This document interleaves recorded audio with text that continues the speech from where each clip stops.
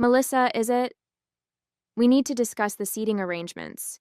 Mrs. Harrington's voice dripped with barely concealed disdain as she looked me up and down in the upscale Chicago bridal boutique. Given the caliber of guests attending, we think it's best if you sit at table 19, near the kitchen. Table 19? I repeated, my voice steady despite the knot forming in my stomach. But that's not with the family. Well, yes, exactly, she replied, exchanging a meaningful glance with her husband. The head tables are for immediate family and distinguished guests. We have the governor's chief of staff attending, several hospital board members, people of a certain standing. I'm Audrey's mother, I stated simply. Traditionally, parents sit together at the head table. Mr. Harrington cleared his throat. Melissa, we understand your position, but you must understand ours. Our son is marrying into a different background than he's accustomed to. Some accommodations must be made to ensure the event maintains the appropriate tone. Their words hung in the air as Audrey emerged from the fitting room in her wedding gown, her face falling as she sensed the tension.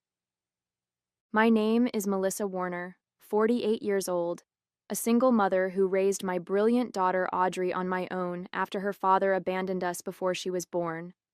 What I want is simple, to be treated with basic dignity at my only child's wedding, and to share in her joy from a place of respect, not hidden away like an embarrassing family secret.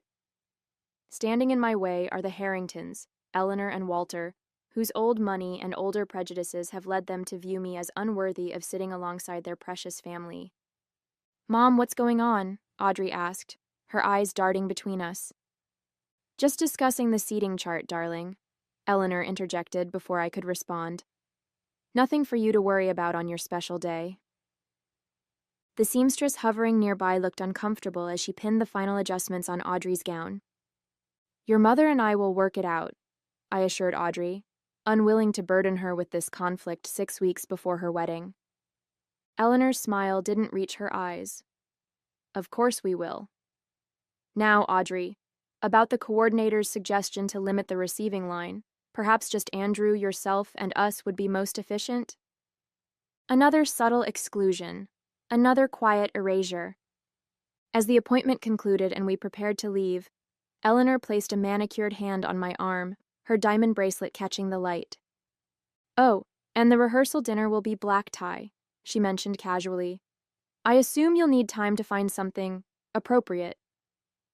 The implication was clear. My wardrobe, like my profession, like my very existence, was inadequate for their world. Later, as I drove home to my modest apartment in the suburbs, my phone buzzed with a text from Audrey. Mom, the Harringtons have revised the invitation list again. They've cut Aunt Diane and Cousin Paige without telling me. What's going on? I gripped the steering wheel tighter. This wasn't just about seating arrangements or dress codes. The Harringtons were systematically cutting away pieces of our life to reshape Audrey's wedding into something that erased her history, and me along with it. I've spent 26 years building a life for Audrey and myself, brick by brick, sacrifice by sacrifice. When Thomas left me pregnant and alone at 22, I had no college degree, no family support, and no clear path forward. What I did have was determination, and a talent for organization that landed me an entry-level position at Westbrook Communications. While other young mothers might have faltered under the dual pressures of single parenthood and a demanding career, I thrived on the challenge. I arrived early each day to prepare for meetings, stayed late to ensure every detail was perfect, and somehow still managed to make it to Audrey's school events and doctor's appointments. It wasn't easy. There were nights I collapsed into bed still wearing my work clothes, too exhausted to change, but we made it work. By the time Audrey entered high school, I had risen to become executive assistant to Harold Westbrook himself, CEO, and founder of what had grown into a telecommunications empire. It wasn't the glamorous career some might dream of, but it was stable, respected within the company, and it paid for Audrey's prep school, her extracurriculars, and eventually her pre-med education. When Audrey met Andrew Harrington during her medical residency at Northwestern Memorial Hospital, I was thrilled for her. He was kind, brilliant, and clearly adored my daughter. His background, son of Walter Harrington, chairman of the hospital board and heir to the Harrington shipping fortune, was incidental to his personal qualities. At least that's what I thought. Our first meeting with his parents at their Lakeshore Drive penthouse should have been a warning. Eleanor Harrington's eyes had slid past me after the most perfunctory of greetings, her attention focused entirely on Audrey. "And what does your mother do, dear?" she had asked Audrey, not me, as though I weren't sitting right there. "Mom is the executive assistant to the CEO of Westbrook Communications," Audrey had replied proudly. "A secretary," Eleanor had murmured with a tight smile. "How reliable." I had let it go at the time, attributing her dismissiveness to first meeting awkwardness. Over the months of engagement, I continued to give the Harringtons the benefit of the doubt, even as the evidence mounted. The way Walter would talk over me at dinner, how Eleanor would forget to include me in planning emails, their constant references to lineage and private schools whenever I mentioned Audrey's childhood. "They're just old-fashioned," Audrey had said when I gently raised my concerns. "Once they get to know you better, they'll see how amazing you are." I wasn't so sure, but I kept my doubts to myself. This was Audrey's happiness, her future, and I wouldn't let my pride stand in the way of that. But with each wedding planning session, each thinly veiled comment about my simple lifestyle or limited understanding of proper society events, a creeping suspicion grew. The Harringtons weren't just old-fashioned. They were actively hostile to my presence in their son's life, and by extension, they seemed determined to minimize my role in my own daughter's wedding. Still, for Audrey's sake, I smiled and accommodated and compromised. I told myself it was just one day, just one event. I could endure anything for my daughter's happiness. What I didn't realize was how far the Harringtons would go to put me in my place. The rehearsal dinner at the Chicago Yacht Club was everything the Harringtons had promised. Elegant, exclusive, and excruciating. I'd spent more than I could afford on a black cocktail dress that still somehow looked inadequate among the designer gowns and bespoke suits. Andrew's father gave a lengthy toast celebrating the joining of two distinguished families, conspicuously avoiding any mention of me or my side of the family, the side that consisted of my cousin Diane, her daughter Paige, and my elderly Aunt Meredith, none of whom had been invited to this intimate gathering of 60 people. I maintained my composure throughout the evening, even when I discovered I'd been seated at a table with the event photographer and the wedding planner, rather than with any family members.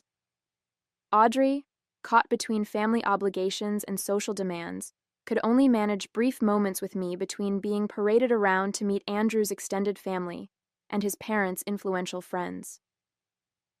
"Mom, I'm so sorry," she whispered during one such moment. "This isn't what I wanted." "It's fine, sweetie," I assured her, squeezing her hand. "Tomorrow is what matters." But tomorrow arrived with new humiliations. I arrived at the Drake Hotel 2 hours before the ceremony, as instructed, only to be directed to a small anteroom while the Harringtons and their family occupied the main bridal suite. "Melissa, there you are," Eleanor said when she noticed me standing awkwardly in the doorway of the main suite where I'd gone looking for Audrey. "The mother of the bride's area is down the hall. The coordinator should have told you." "I was hoping to help Audrey get ready," I explained. "Oh, we have everything well in hand," Eleanor replied, gesturing to the team of stylists surrounding my daughter. "Too many people will just create confusion. Perhaps you should focus on getting yourself ready? The photographer wants the Harrington family photos at 3, and then we'll find time for your pictures with Audrey afterward if the schedule allows." I looked to Audrey, who was having her hair styled, her eyes meeting mine in the mirror with apology and conflict.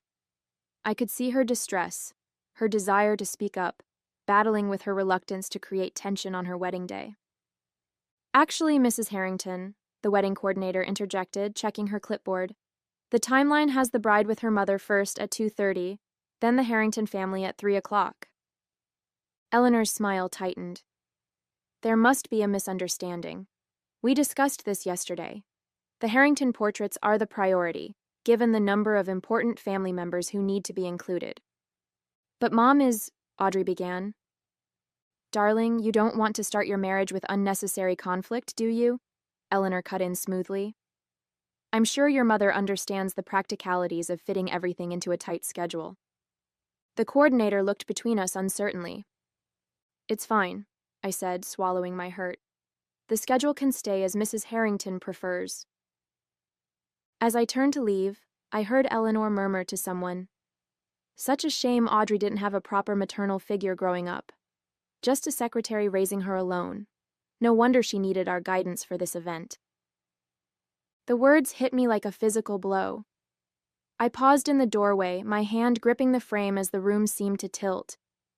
26 years of sacrifice, of bedtime stories read despite exhaustion, of second jobs taken to afford dance lessons, of college applications edited late into the night, all dismissed as inadequate because I was just a secretary. In that moment, something shifted inside me. This wasn't just social awkwardness or generational differences in wedding expectations. The Harringtons were deliberately, systematically erasing me from my daughter's most important day. As I walked stiffly back to the small anteroom assigned to me, I passed a mirror and caught sight of my reflection. A woman diminished, made small by others' perceptions. The woman staring back at me looked nothing like the person who had fought through countless obstacles to raise a daughter who was, as of today, becoming a doctor.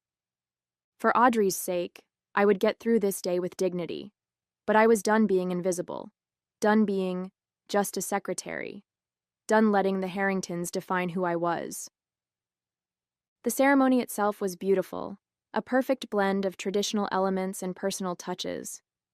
Walking Audrey down the aisle, a role the Harringtons couldn't deny me without raising eyebrows, I held my head high despite feeling the weight of judgmental stares from their side of the church. Audrey was radiant, her eyes shining with joy as she exchanged vows with Andrew, and for those brief moments, none of the rest mattered. It was during the reception that the battle lines were drawn more clearly. True to their word, the Harringtons had indeed seated me at table 19, tucked near the service entrance to the kitchen. My closest table mates were Andrew's former piano teacher, the officiant's wife, and several guests I suspected were last-minute additions used to fill seats. As dinner service began, I noticed Eleanor making her way around the room, greeting guests with practiced charm. When she reached my table, her smile dimmed noticeably. "Melissa, I trust everything is to your satisfaction?" she asked, her tone suggesting she was performing a duty, rather than expressing genuine concern. "The table location is unexpected," I replied carefully. "I had hoped to be closer to Audrey during her reception." Eleanor's smile remained fixed. "We seated you with lovely people who wouldn't make you feel out of your depth. I'm sure you understand. Our circle includes many distinguished individuals who might not have much in common with someone of your professional background." The dismissal was so casual, so confident in its cruelty, that I momentarily lost my composure. "My professional background has supported Audrey through medical school," I said, my voice quiet but firm. "That seems rather distinguished to me." Eleanor's eyes widened slightly, perhaps surprised by my pushback. "Supporting one's children is what any mother would do," she replied. "Though I imagine it's been a struggle on a secretary's salary. Thank goodness Andrew can provide Audrey with the lifestyle she deserves from now on." Before I could respond, she was called away to address some minor crisis with the cake-cutting schedule. I sat back, my appetizer untouched, a familiar sense of inadequacy washing over me. Had I made a mistake in speaking up? Would my resistance only make things more difficult for Audrey? My phone buzzed with a text from Harold Westbrook. "Venue looks amazing from the photos. You've raised an incredible daughter, Melissa. The office is in good hands with Drew this weekend, but call if you need anything." The message was a lifeline, a reminder that outside this gilded ballroom, I was respected and valued. Harold had been understanding about my need to take 2 days off for the wedding, practically unheard of in his demanding schedule, and had even sent Audrey a generous gift. With renewed determination, I decided to make an effort to engage with the reception despite my isolation. I introduced myself to table mates, danced with my elderly Aunt Meredith, when the band played her favorite song, and made a point of personally thanking the catering staff who seemed surprised by the acknowledgement. During a quiet moment, Audrey found me near the bar. "Mom, I just realized where they seated you," she said, distress evident in her voice. "I had no idea. I would never have approved that." "It's all right, sweetheart," I assured her, squeezing her hand. "This is your day. Don't worry about me." "It's not all right," she insisted. "Let me talk to Eleanor. We can rearrange." "Audrey!" Walter Harrington's voice boomed across the space. "The Prestons are leaving early. Come say goodbye. They're very important supporters of the hospital's new pediatric wing." With an apologetic glance, Audrey was whisked away again, leaving me alone at the edge of her celebration. As I returned to my table, I overheard Eleanor speaking to a cluster of women nearby. "Yes, Audrey's background is rather modest, but she's adapted remarkably well. Quite the little social climber, though we'd never say so openly. Of course, with no proper guidance, the mother is just a secretary, you know. We've had to help smooth out her rough edges." The women tittered, glancing in my direction before quickly averting their eyes when they realized I'd heard. That was the moment something crystallized inside me, a realization that nothing I did would ever be enough for the Harringtons. No amount of gracious accommodation or silent endurance would earn their respect. In their eyes, I would always be just a secretary, an embarrassing footnote in Audrey's journey to their world. For the first time that day, a different thought emerged. What if I stopped trying to meet their impossible standards, and instead showed them exactly who just a secretary actually was? As I contemplated my next move, I noticed a distinguished gentleman approaching my table.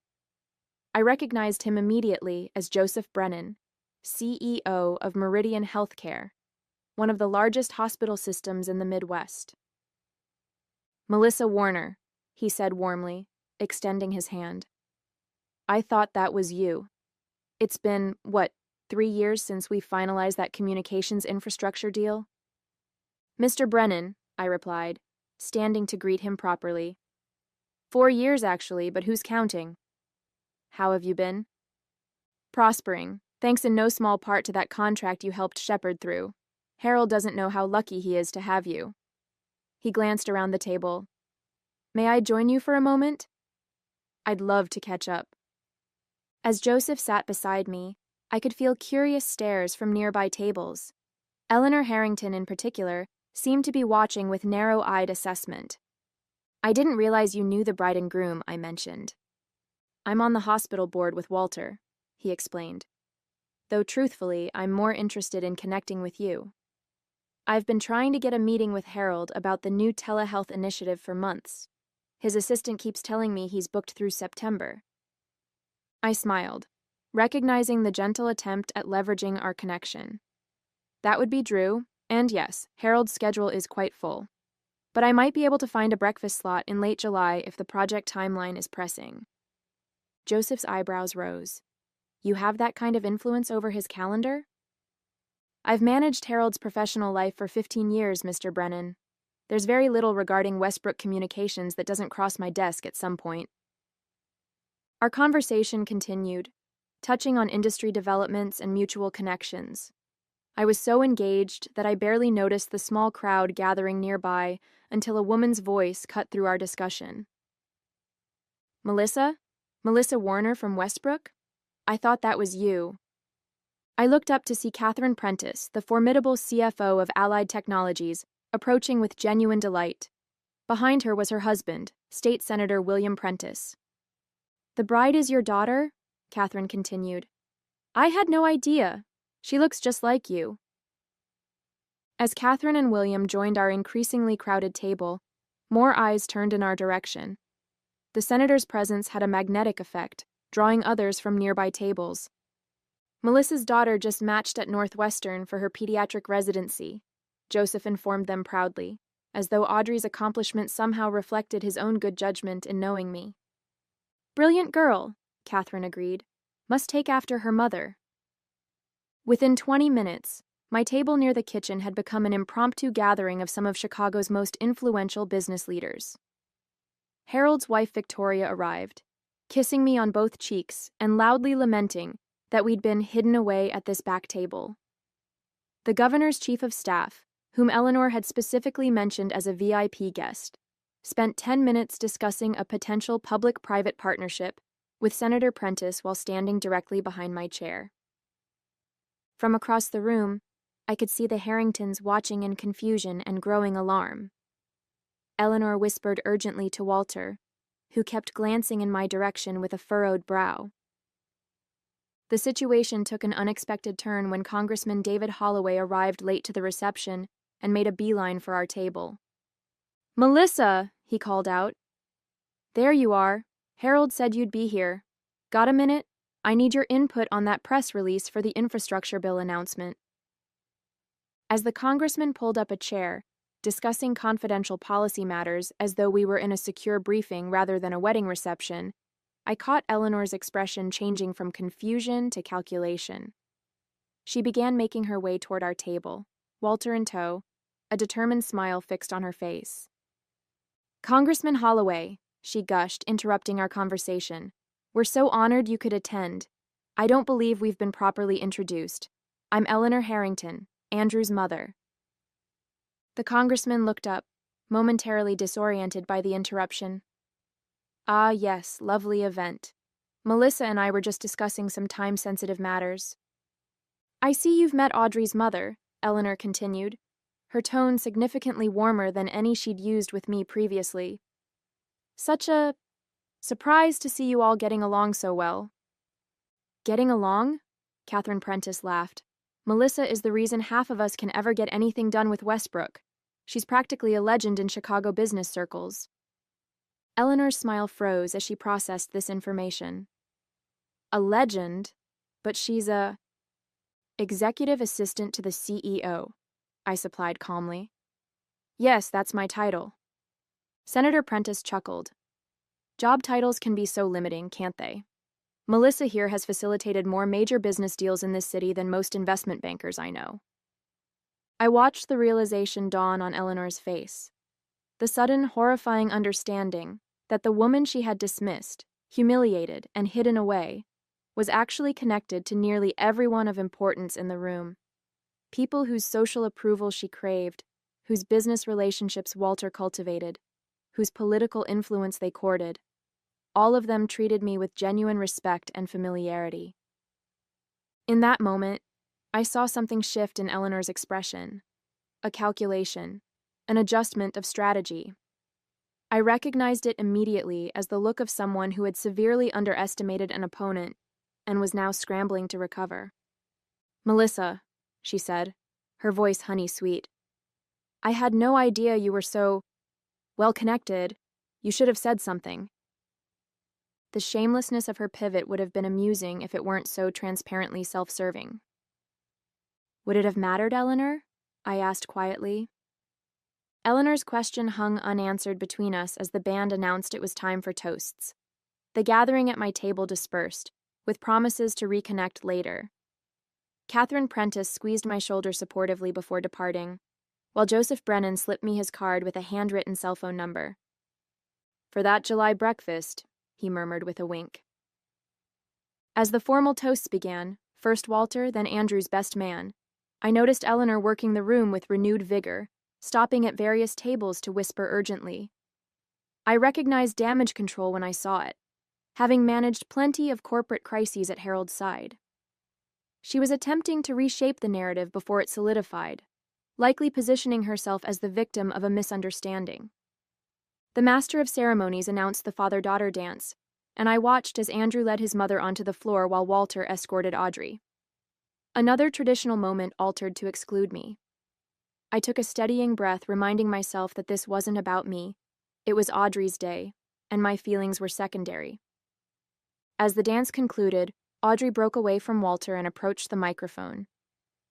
"Thank you all for celebrating with us today," she began, her voice clear and confident.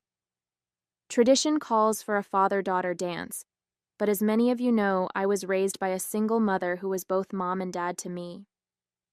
"Mom, would you please join me?" A spotlight found me at the back table as murmurs rippled through the crowd.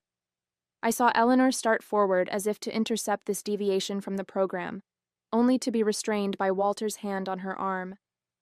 Their faces were rigid with barely contained displeasure.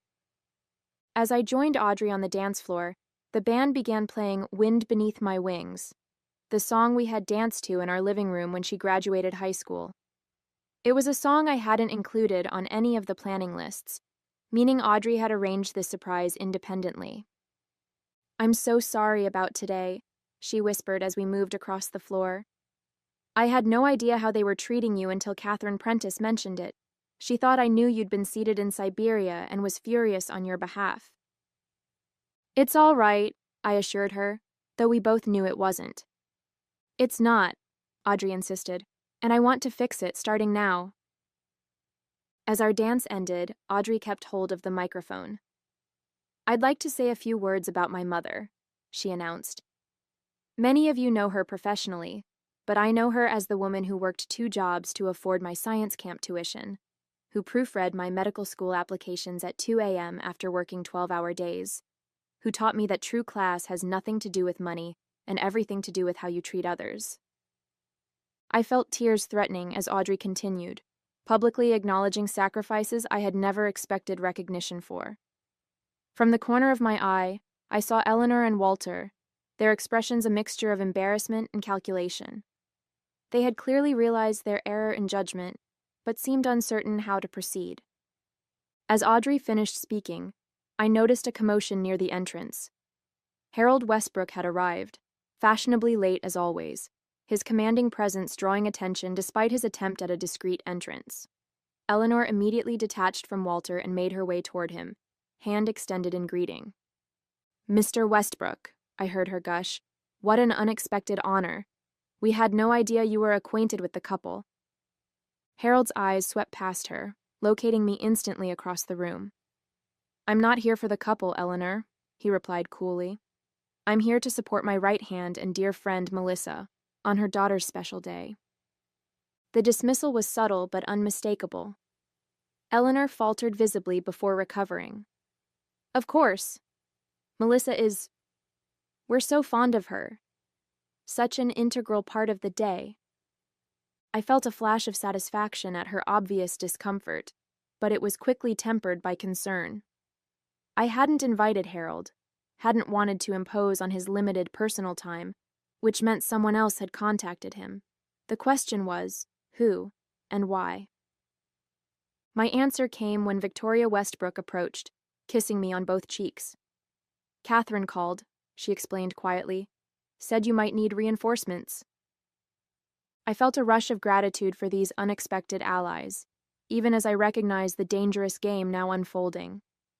The Harringtons were socially and politically connected, particularly within Chicago's healthcare establishment where Audrey was building her career. Humiliating them publicly could have unintended consequences for my daughter. As I weighed my options, Eleanor appeared at my side, her expression carefully neutral. "Melissa, there seems to have been a misunderstanding with the seating arrangements. We've reset the head table. Your place is ready whenever you'd like to join the family." It was a transparent attempt at social damage control, not genuine remorse. Now that she understood my connections, I had suddenly become worthy of inclusion. "How kind," I replied evenly. "But I'm quite comfortable where I am, surrounded by friends." Eleanor's smile tightened. "I insist.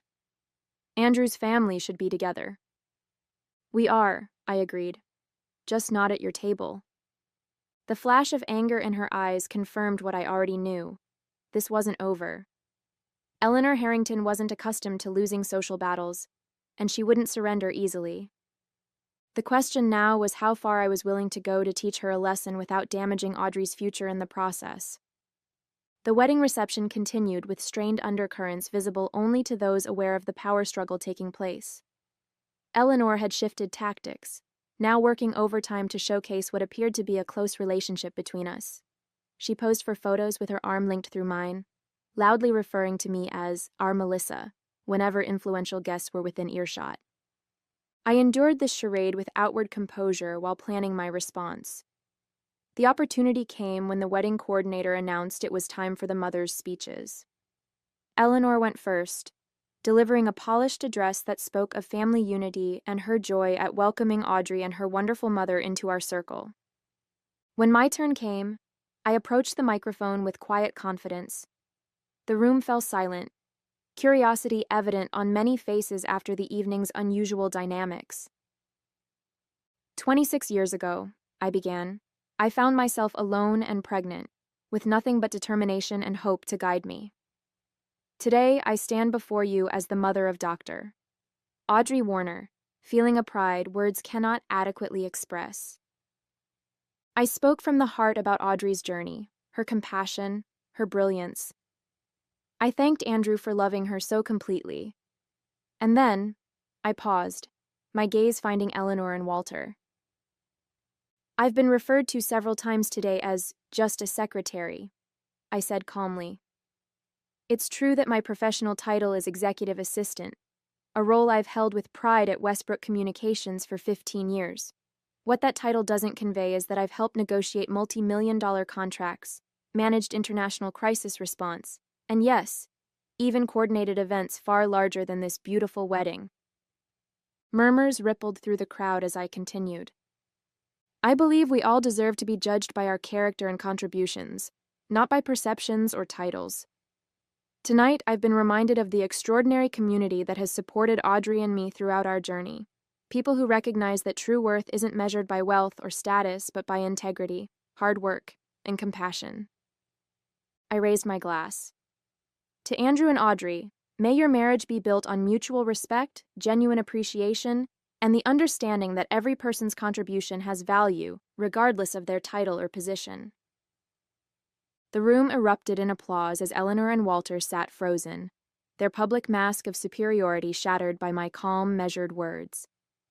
I hadn't needed to explicitly call out their cruelty. Everyone who had witnessed their behavior understood exactly what I meant. As I returned to my seat, Harold Westbrook stood to shake my hand, a gesture immediately captured by the wedding photographer and several guests with smartphones. The image of Chicago's telecommunications titan showing public respect to just a secretary would speak volumes in their social circles. Eleanor's carefully constructed facade had crumbled, and there was nothing she could do to rebuild it. In the weeks following the wedding, the repercussions of that evening spread through Chicago's social circles like ripples in a pond.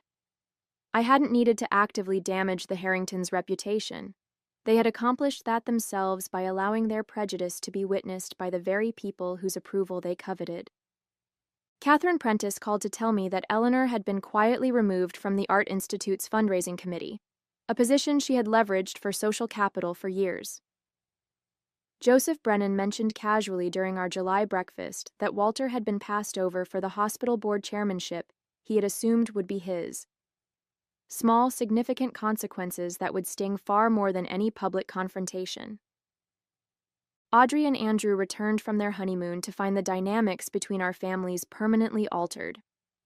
When they hosted their first dinner party as a married couple, Eleanor arrived with a carefully selected gift for me, an expensive designer scarf I knew she expected me to fawn over.